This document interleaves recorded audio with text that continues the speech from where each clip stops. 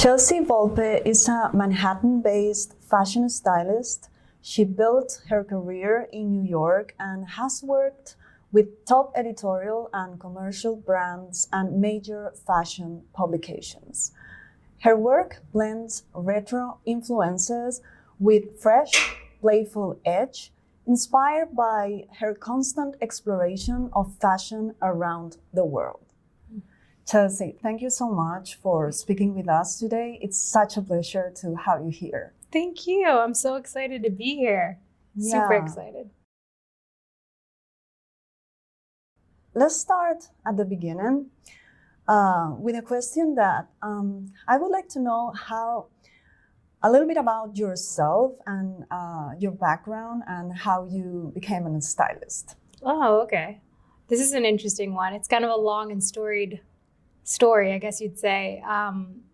Well, I was raised in the Midwest, kind of in like a smaller farming town in the Midwest. And I used to look at magazines and there was this escapism within them. And it was like a transportation to a different world. You know, it was like elevated luxury. It was things that I'd never been exposed to. And I just covered my entire bedroom with like a collage of magazine, like high-end fashion magazine tears. And I went to school for fashion. I initially started as a junior dress buyer, actually, for an off-price retailer. And then through the grapevine, I found out about a celebrity stylist that was looking for an assistant.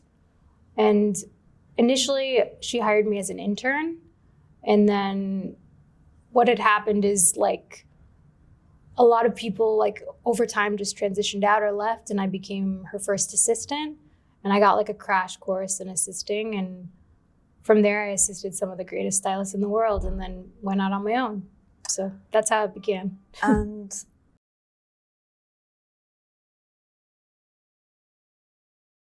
what does styling mean to you? And also, how do you use storytelling? Because I definitely can see that there's lots of storytelling behind your work. Yeah. I mean, styling to me, it's very multifaceted, but it's sort of like, I kind of think of it as an analogy of like, maybe you have like this really beautiful house and that could be like a garment or like a garment and a model.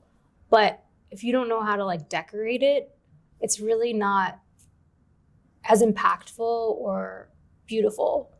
And that's kind of a weird analogy, but it's just, styling is elevating and bringing to life a garment, bringing to life an aesthetic. And it's a point of view. I mean, just having a garment on a hanger or on a model doesn't make it fashionable or cool. What makes it fashionable or cool is those like additions, the details that a trained stylist can bring. And how would you describe your personal style and how does it influence your work? My personal style, I would definitely describe as eclectic. I feel like every day I kind of dress as a new character, which is why I love fashion, because that's speaking to the point of your storytelling. It's like, you know, every day I'm inspired by something new. I would say that my personal style is very like inspired by sort of things that are very juxtaposed. Like I love like 1920s through the 1940s era, you know, that glamorous flapper retro fashion, but then, and sort of the opulence of it, you know, like the fur stoles and the diamonds.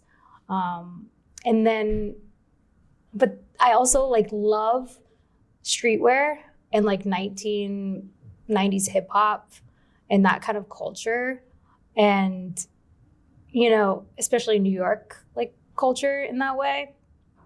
And collaborating and combining those worlds is really interesting.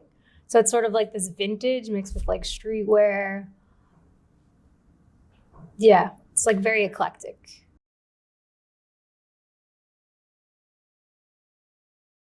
And how do you prepare for a photo shoot? And what makes a photo shoot great? Oh, I mean, every shoot is different. It depends on the type of shoot that I'm styling. If it's an editorial, I prepare that very differently than a commercial shoot. Um, but I guess the general thing that I can say or think of is, you start with the concepts. It begins with like a general idea, whether that's formulated by you and the photographer or a client, and then sourcing the clothing to bring that to life, the accessories, the brands, the designers, and curating that and editing down the rack and going through and saying like, this works, this doesn't work. And always referencing that initial, like what you're trying to get across, what you're selling, the story, the point of view, the narrative. I prepare very heavily in advance because over the years, I've noticed like I do style sometimes on the whim on set, and that can be really beautiful. But I think preparation is really cool to sort of like style out the looks, and then there's like room for play on set. But being very detail oriented in that way is important, and it also lets the shoot move like seamlessly. And then what makes a shoot great is whenever you have people that have a creative vision that's aligned, and like this magic on set of everyone just trying to kind of bring it to life.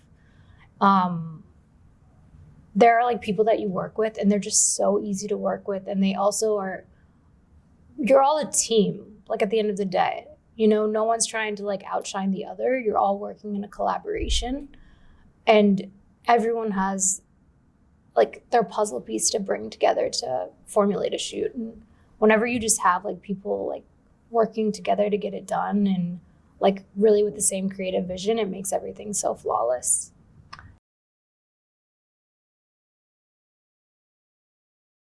Do you have any advice for young stylists that, they are trying to find their voice in the industry? Yes, there are a couple of things that I used to tell my assistants. One is like, if you have a point of view and you really, really believe in that point of view, go for that point of view. There are people that get pulled. I also, in the beginning of my career, was kind of feeling out my style and where I felt comfortable, but I tried to kind of dial it back and make it like what the industry wanted. And that's not how it works. It's like you have to have a concrete idea of where you're going and what you want to represent and what type of aesthetic you're going for. And there will be a market for it. Like, if it's good, people will take to it. But if you're kind of flailing with the wind and just, you don't have a strong point of view in terms of aesthetically and stylistically, you're going to get lost in the mix. I would also say that people undervalue commercial clients and commercial projects. I see it happening all the time. Almost everyone that I talk to that's first entering the industry is all saying, when I say, what is it that you really like to work on?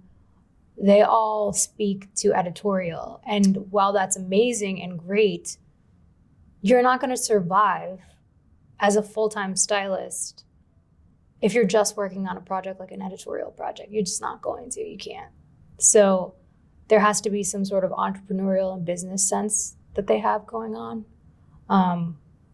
So I try to kind of implement that into them and show them how you can have balance within your career. Yeah.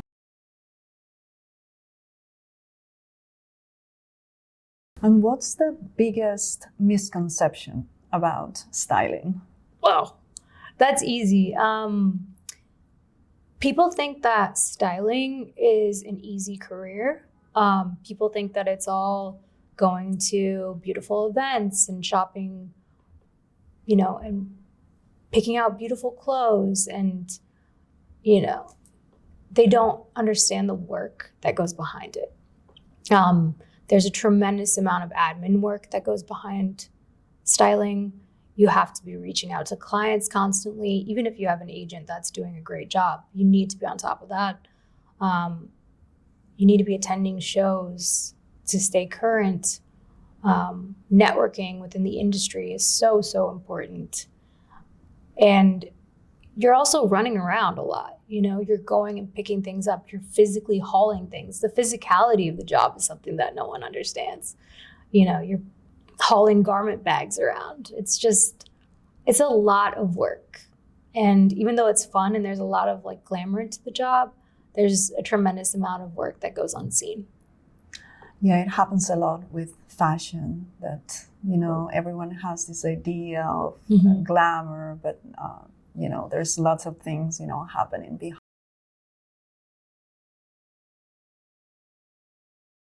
And let's talk a little bit about a big topic that it's social media, right? Okay, yes. And how has social media changed, the visibility and the work that you are doing as a stylist? Social media is a double-edged sword, I think. There's a tremendous amount of people creating a tremendous amount of imagery, whether that's good or bad, that's up to the person viewing it. But I think social media is a great tool if it's used wisely. I use it as a tool and an asset for inspiration. I get to follow designers. I get to see what they're doing. I get to connect with emerging designers, which is awesome. I get to network and connect with photographers and brands and, share things with other creatives. But in terms of like our work, there's just such it's like regurgitation of like work, and I'm really thinking of the right way to say it. Do you think that creatives are more connected or disconnected right now? I think it depends on the creative entirely. Like, I feel like just the way of the world, I don't know if it's necessarily just social media. I think there's a variety of factors. But I feel like a lot of creatives have been isolated because before you'd have to go meet with people. You'd meet at the fashion shows. You would, the industry was a bit smaller and tighter. And now it feels kind of like there's so many things that are done virtually. There's so many things that are done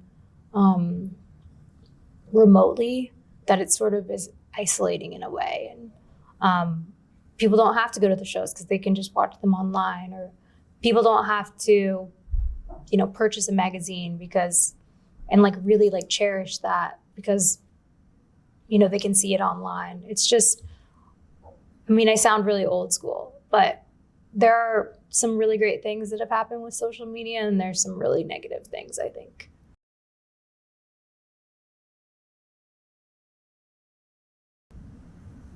I don't know if it's missing, but I think that there needs to be strengthened community. There needs to be more collaboration, more community, more getting together and really talking shop amongst each other and helping each other. It feels like after COVID, things became very divided. And I think that that's something that's missing a little bit.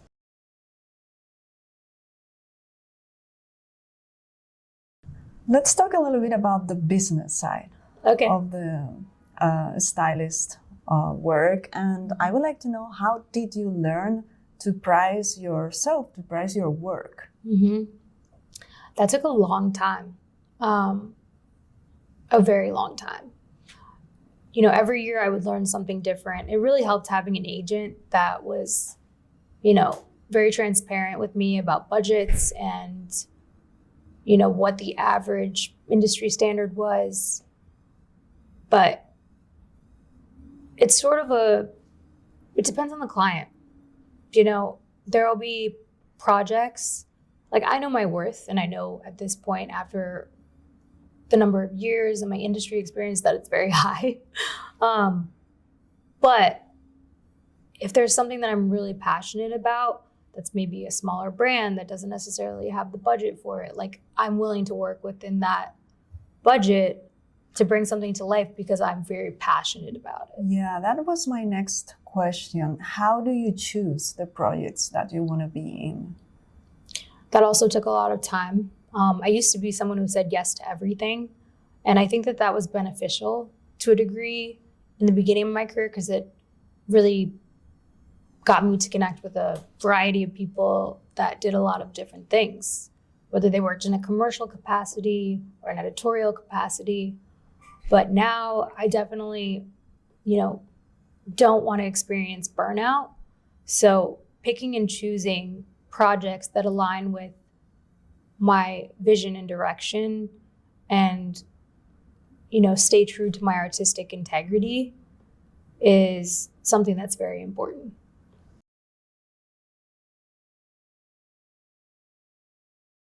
And what skills are needed beyond good taste? The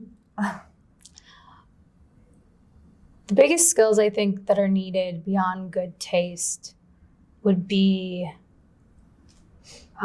networking, like really networking, creating and formulating relationships and partnerships that are long-term is very important.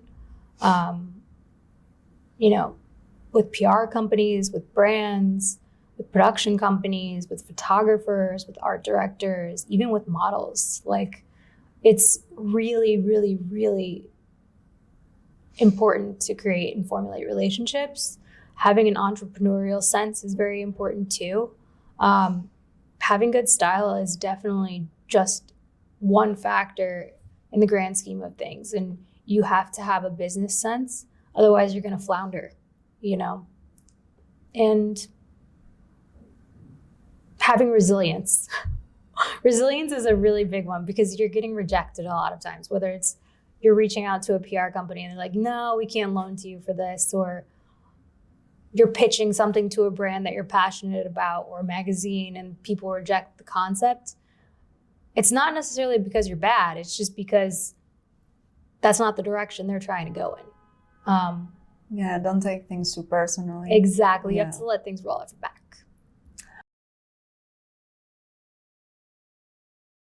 Let's talk a little bit about connections and the access to the industry, and how has the lack of a centralized hub affect your career?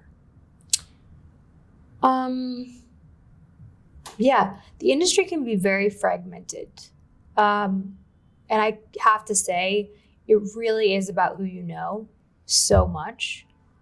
What happens too with time is you might be very connected in the industry when you're younger or, as your career is evolving. But when things like a COVID happen, those connections and the sort of mix up of the industry and people switching industries and people moving to different companies or literally leaving New York City, it creates you have to sort of build from the ground up again.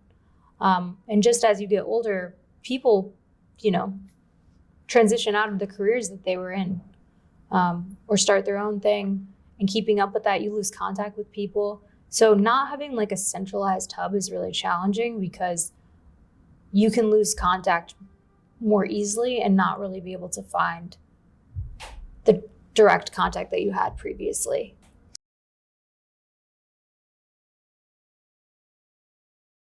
Yeah, I understand that. And does fashion relies too much on informal networks?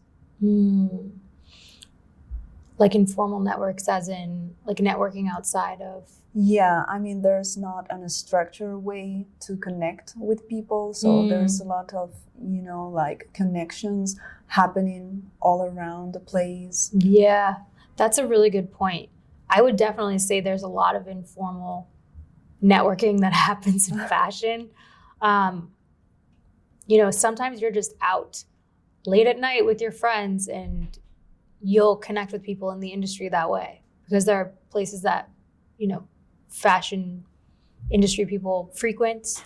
And depending on the kind of person you are, maybe you don't want to be going out at night till 2 a.m, networking at like an after party for a fashion show, or, going to Cafe Select or going to Indochine. Well, it's a bit, I don't want to say it's unfair. It's just sort of the name of the game. But having like a centralized hub would be very wise and a good place to And connect.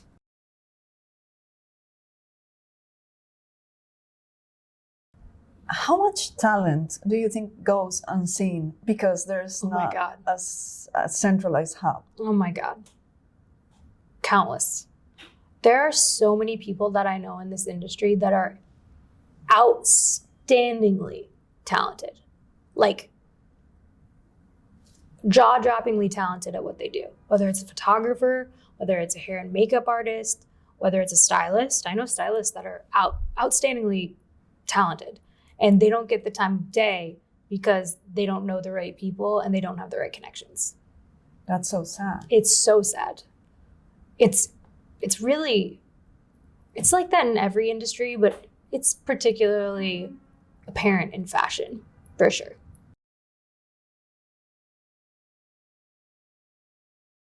And what would you want in a hub for fashion creatives? Mm-hmm. What would you expect? For a hub for fashion creatives, definitely an exchange of ideas, like creative collaboration, and being able to work with a variety of people that cover a variety of areas within the industry. Versatility. Like maybe I want to connect with an art director for a specific project. Maybe I want to connect with a model for a specific project, or a photographer, or a producer. Like having the ability to not just be like connected to fellow stylists, or not just be connected to fellow photographers, like being able to connect with people that work in a variety of capacities within the industry is very important.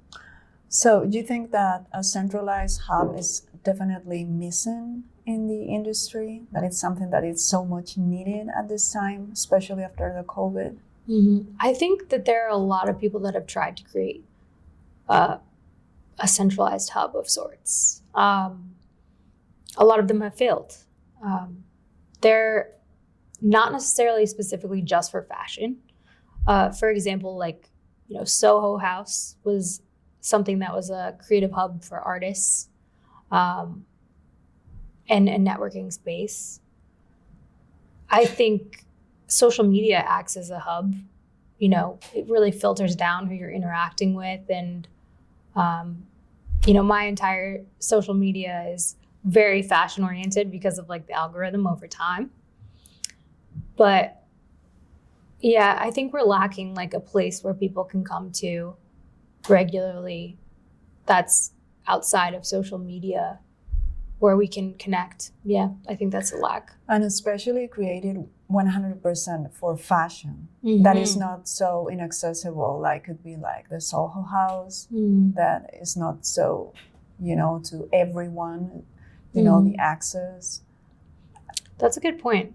Like you're saying, having something that creates access for a variety of people in different levels of fashion. Yeah, that you can access, That's super cool. without an agency representation, let's say that. Yeah. That it's for independent creators, regardless representation.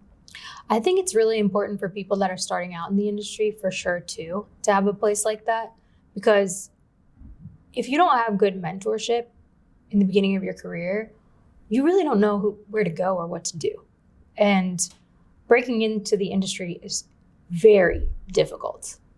Always has been, always will be. But to kind of help leverage yourself within a very competitive, somewhat elitist industry, it would be cool to have a hub where, my assistant could get on there and I could also be on there. And people would have the opportunity to interact with people of, their echelon and level, or they could speak with someone in a mentorship way that's very successful in their career.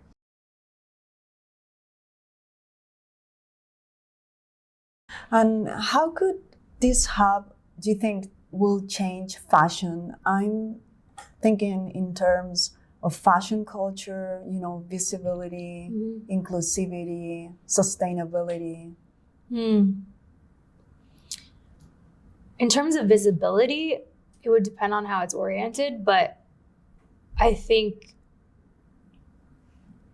in terms of like connection, for sure, a hub would be amazing because it gives people more visibility that might not have that visibility, that have extraordinary talent. It gives people a way to network in a new and meaningful way. And it's just a place to have creative exchange in like a more focused way than, for example, Instagram, right?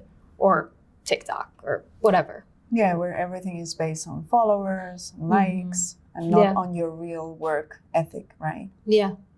I think also like if you're talking about sustainability with like long-term success within your career,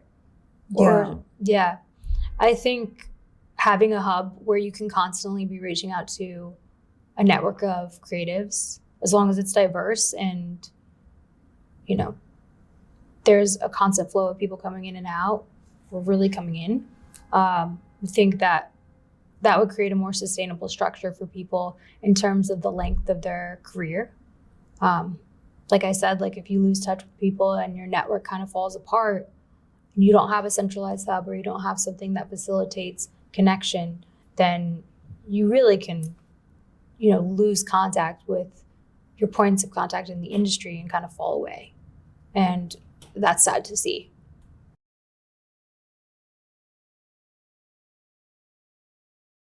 Okay, if you were starting today, what would you do differently?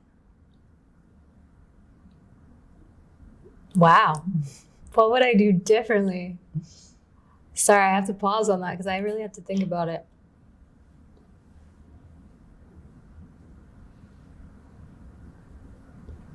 I don't know if I would do much differently.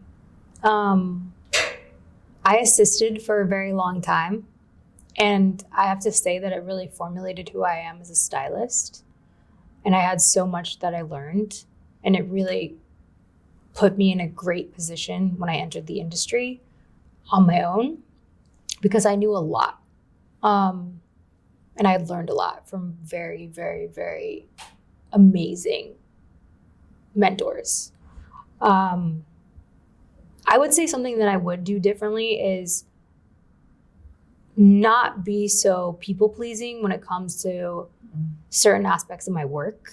I would definitely try to maintain my point of view. It took me a little while to like really figure out my style and the direction that I wanted to go.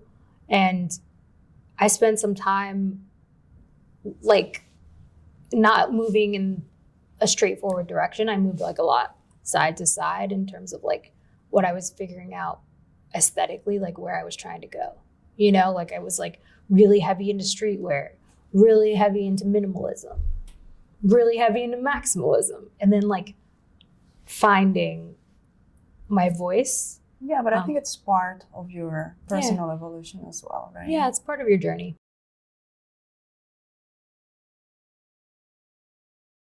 Okay, we're getting to the last question, and it's a question that I really love, and I am very interested on your answer, and it's about fashion rules. Okay. And what fashion rules you love breaking every time you work?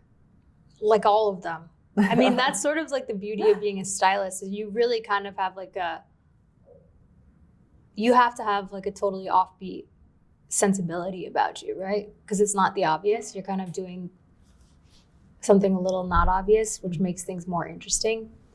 One of the rules that I really love to break, though, is I love to mix prints and patterns. I love it.